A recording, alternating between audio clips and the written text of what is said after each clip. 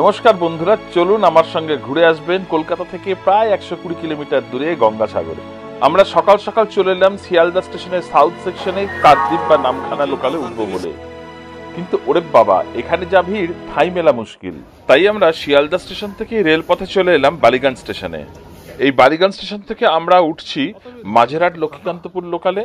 এই ট্রেনটাই আবার লক্ষ্মীকান্তপুর পর্যন্ত গিয়ে সেখান থেকে নামখানা লোকাল নাম নিয়ে নামখানা পর্যন্ত যাবে। আমাদের পরবর্তী গন্তব্য এই ট্রেনে করে কাকদ্বীপ পর্যন্ত যাওয়া। সত্যি বলতে কি, শিয়ালদা থেকে সরাসরি রেলপথে কাকদ্বীপ বা নামখানা যাওয়া সুবিধাজনক হলেও ভিড়ের জন্য কিন্তু সবসময় ওঠা যাচ্ছে না। তার চাইতে এই বিকল্প রুটে সময় একটু বেশি লাগে, কিন্তু খুব আরামদায়কভাবে বসে শুয়ে প্রাকৃতিক শোভা উপভোগ করতে করতে আমরা চলে যাচ্ছি কাকদ্বীপ স্টেশনে। দুপাশে সবুজ ধান ক্ষেতের মধ্যে দিয়ে ট্রেন এসে পৌঁছায় লক্ষ্মীকান্তপুরে। আর লক্ষ্মীকান্তপুরে আসতেই মোয়াওয়ালাদের হাঁক ডাক। প্যাকেট পিছু দাম মোটামুটি 100 টাকা থেকে শুরু। তো দেখে শুনে দরদাম করে নিলে কিন্তু খুব একটা ঠকবেন না। মোয়া এবং অন্যান্য যা টুকটাক খাবার শেষ হওয়ার আগেই ট্রেন চলে এলো কাকদ্বীপ স্টেশনে। আন্ডারপাসের তলা দিয়ে আমরা চলে এলাম কাকদ্বীপ স্টেশনের বাইরে। এই স্টেশনের গড়নটাও অনেকটা কপিলমুনির মন্দিরের মতোই। স্টেশনের বাইরে দাঁড়িয়ে আছে হরেক রকম অটো আর টোটো। এদেরকে আপনাকে গন্তব্য বলতে হবে যে জেটি ঘাটে যাব, ব্যাস আর কি। মোটামুটি 5-6 কিলোমিটার দূরত্ব টোটো বা অটোতে আপনাকে 20-25 মিনিটের মধ্যেই নিয়ে যাবে লট 8 জেটি ঘাটে। ভাবছি 40 টাকা ভাড়া দিয়ে আমরাও চলে এলাম লট 8-এর কাছে। জেটি ঘাটের শুরুতেই চোখে পড়বে টিকিট কাউন্টার। এই টিকিট কাউন্টার থেকে টিকিট কেটে উঠে পড়ুন ভেসেলে। টিকিটের হার সারা বছর থাকে মাথাপিছু 9 টাকা, আর সাগর মেলার সময় এটাই বেড়ে হয়ে যায় মাথাপিছু 40 টাকা। সারা বছর এই ভেসেল মোটামুটি ফাঁকা থাকলেও সাগর মেলার সময় কিন্তু ভেসেলের তিল ধারণের স্থান থাকে না।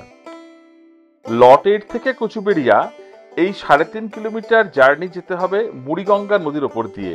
জার্নিটা কিন্তু জাস্ট অসাম। চারদিকে একদম জল জল আর জল। আর তার মধ্যে বিশেষ করে শীতের সময় এলে চোখে পড়বে অজস্র গাংচিল আপনার ভেসেলের চারপাশে উড়ে বেড়াচ্ছে। এদের সঙ্গে খেলতে খেলতে কখন যে আপনার এই 40-45 মিনিটের জার্নি শেষ হয়ে যাবে টেরই পাবেন না। ভেসেল থেকে নেমে পুণ্যার্থীদের পিছন পিছন চলতে চলতে জেটি পেরিয়ে আমরা চলে এলাম কচুবেড়িয়া। এটাই হচ্ছে কপিলমুনির নিজের দেশ, অর্থাৎ সাগরদ্বীপ। কচুবেড়িয়া জেটি থেকে নামলেই আপনার চোখে পড়বে সারি সারি অটো, টোটো আর ম্যাজিক গাড়ি দাঁড়িয়ে রয়েছে আপনাকে একেবারে কপিলমুনির আশ্রমের কাছাকাছি পর্যন্ত পৌঁছে দেবে বলে।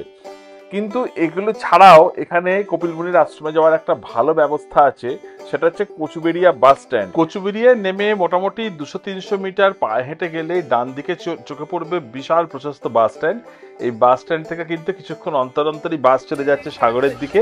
বাসে উঠে বসুন, টিকিট কাটুন। ইতিমধ্যেই ঘড়িতে বেলা দুপুর হয়ে গেছে। তো আমরা কচুবেড়িয়ায় নেমেই চলে এলাম মহাপাত্র হিন্দু হোটেলে। এটা জেটিঘাট থেকে বাঁ দিকে। খাবার দাবার ভাত, ডাল, আলু ভাজা, মাছ টাছ দিয়ে যথেষ্ট ভালো।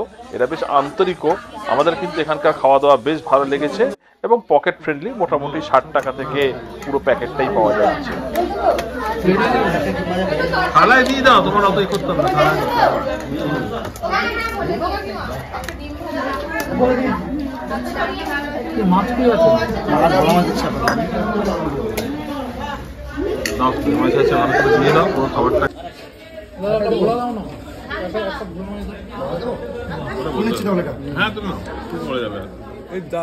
কচুবেড়িয়ায় যদিও ঘুরে দেখার মতো সেরকম কিছুই নেই, তাই এখান থেকে সোজা সাগরে চলে যাওয়া ভালো, যাতে আপনারা সাগরে কপিলমুনির আশ্রম ছাড়াও আশপাশের জায়গাগুলো এক্সপ্লোর করতে পারেন। কিন্তু আমরা একটু হাতে সময় ছিল বলেই কচুবেড়িয়ার ঘাটের আশপাশে ঘুরে দেখছিলাম এবং মনের মতো ফটোগ্রাফি করছিলাম। হাতে যদি সময় থাকে অবশ্যই কচুবেড়িয়ার ঘাটের কাছে এই সমস্ত যে বসার ব্যবস্থা করা আছে সেখানে বসে দুদণ্ড জিরিয়ে নিতে পারবেন। আশপাশেই প্রচুর দোকান আছে, তাই চা বা অন্যান্য টুকিটাকি খাবারের কিন্তু কোনো অভাব হবে না এইখানে। আর এখন এই যে বিশাল জনস্রোত দেখছেন, যারা জেটি পথ দিয়ে সারিবদ্ধভাবে উঠে যাচ্ছে ভেসেলে, এরাই কিন্তু পুণ্যার্থী। সারা ভারতবর্ষ থেকে এদের আগমন হয় বছরের বিশেষ সময় সাগর মেলায়। ভেসেল হোক বা বার্জ, মানব প্রাচীর তৈরি করে তার মধ্যে দিয়ে এই একেবারে গ্রামীণ ভারতবর্ষকে নিরাপদে উঠিয়ে দেওয়ার ব্যবস্থা করার যে প্রশাসনিক উদ্যোগ, এটা কিন্তু সাধুবাদ জানাতেই হবে। এই চা দাও।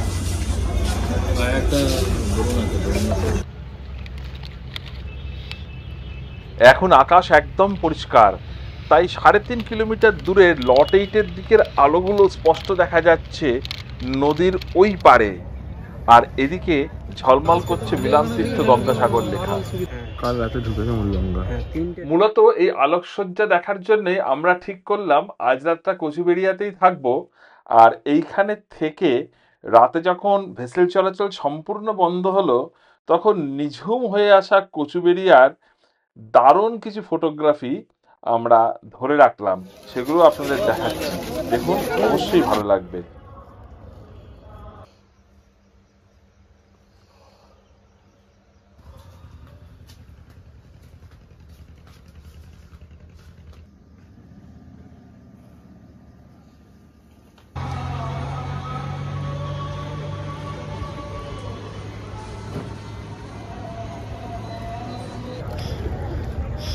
সুপ্রভাত।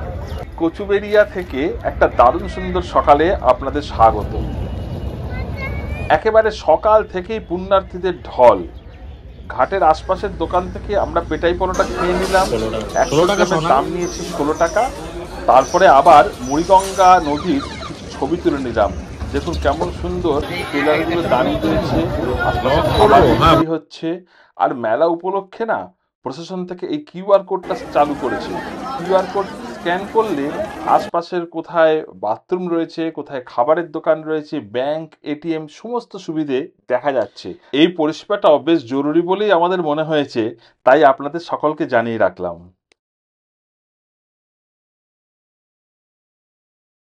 চলুন এবারে যাওয়া যাক কচুবেড়িয়া থেকে সাগরে। যাত্রাপথের দৈর্ঘ্য প্রায় 30 কিলোমিটার। মেলা প্রাঙ্গণে আপনার নজর কাড়বে রকমারি নতুন নতুন উদ্যোগ। পুরো এই সাগর মেলাটাই কিন্তু প্লাস্টিক ফ্রি জোন। দেখুন এখানে উদ্যোগ নেওয়া হয়েছে যাতে মানুষজন প্লাস্টিক ব্যবহার না করেন। এমনকি এমন একটা সেন্টার দেখলাম যেখানে আপনারা যদি প্লাস্টিক ব্যাগ দেন, ওনারা তার বদলে বায়োডিগ্রেডেবল ক্যারি ব্যাগ দিচ্ছেন। উদ্যোগগুলো কিন্তু খোলা মনে ভালো বলতেই হবে।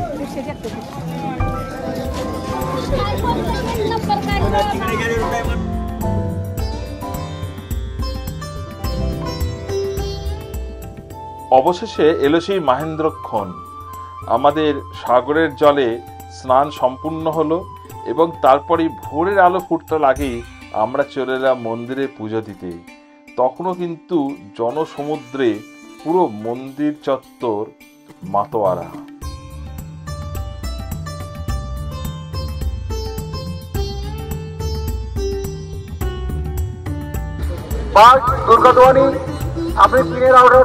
ঠিক কতজন মানুষ এই পবিত্র মোক্ষ লাভের আশায় সাগরে জড়ো হয়েছিলেন মকর সংক্রান্তির দিনে, সত্যি বলতে কি গুণে দেখিনি।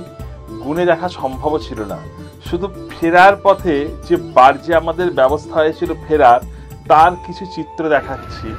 বুঝে নিন এর থেকেই যে জনজোয়ার ঠিক কি পর্যায়ে যেতে পারে। আসলে আমার এই সাগর যাত্রা কেবল একটা ভ্রমণ নয়, এটা একটা অনন্য অভিজ্ঞতা, একটা বিরল অনুভূতি। ভারতবর্ষের হৃদয় যে কত বিশাল, কত উষ্ণ, তা আমি এই সাগর দ্বীপে থাকার প্রত্যেক মুহূর্তে অনুভব করেছি।